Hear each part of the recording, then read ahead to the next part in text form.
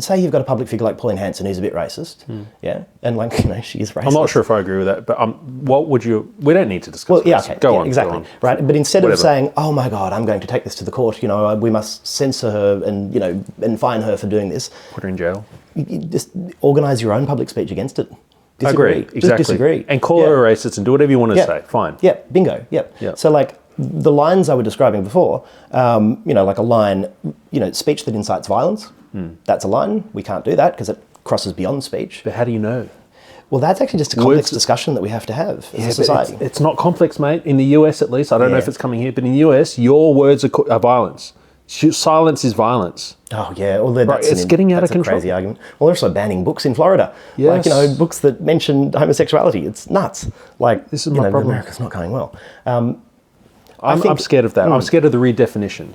Well, let me put it this way. When the Victorian state government comes along and says, okay, you cannot be a part of an explicitly Nazi organisation, that's something that we're going to prescribe.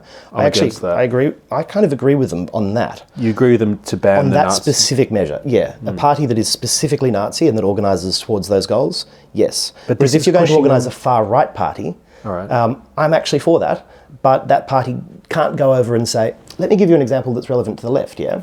So if you had a small group within the left, and this has happened historically in other countries, that started to move towards left-wing terrorism, that started to advocate for, right, we need to go and get some guns and set up shop in Gippsland and, you know, do all of that.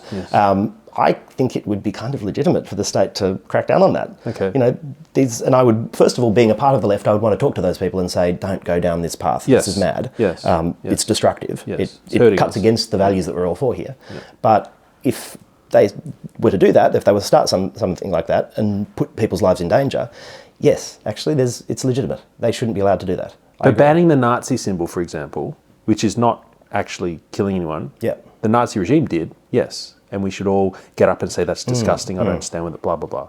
But banning the Nazi symbol in Victoria is a mistake, in my opinion, because what are you doing? You're pushing these neo-Nazis into underground. I kind of agree with you on that one, yeah. With the symbol, but you're okay with banning the Nazi? danger of pushing people underground like that and contributing to a radicalisation. On the symbol itself, like, I don't really have a strong opinion, to be honest. But you said you'd be okay to ban the Nazi party. Yes.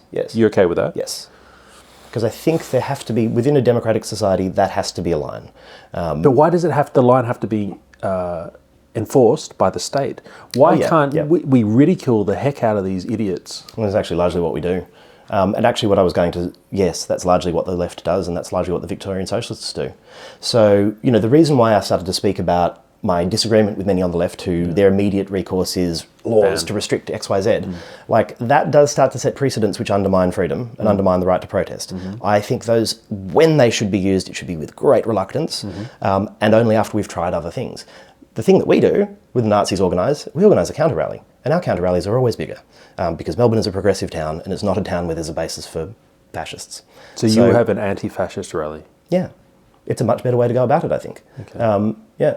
And I would also start to look at the causes, the sociological causes for people to radicalise in that direction.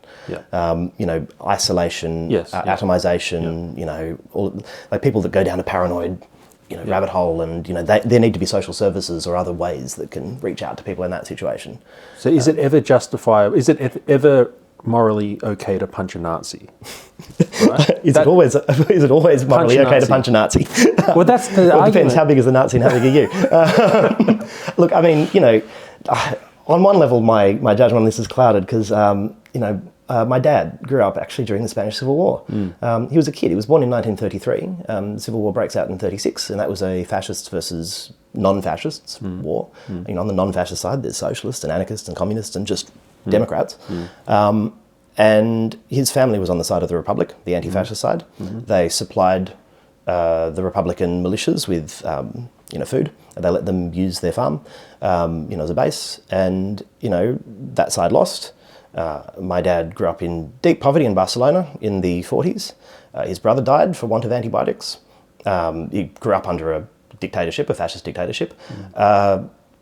I can think of very few things for which I would want to take up arms, but I would absolutely be willing to join a fight against that kind of government and that kind of movement. What about a Nazi in Australia? So they're on the steps of Parliament recently.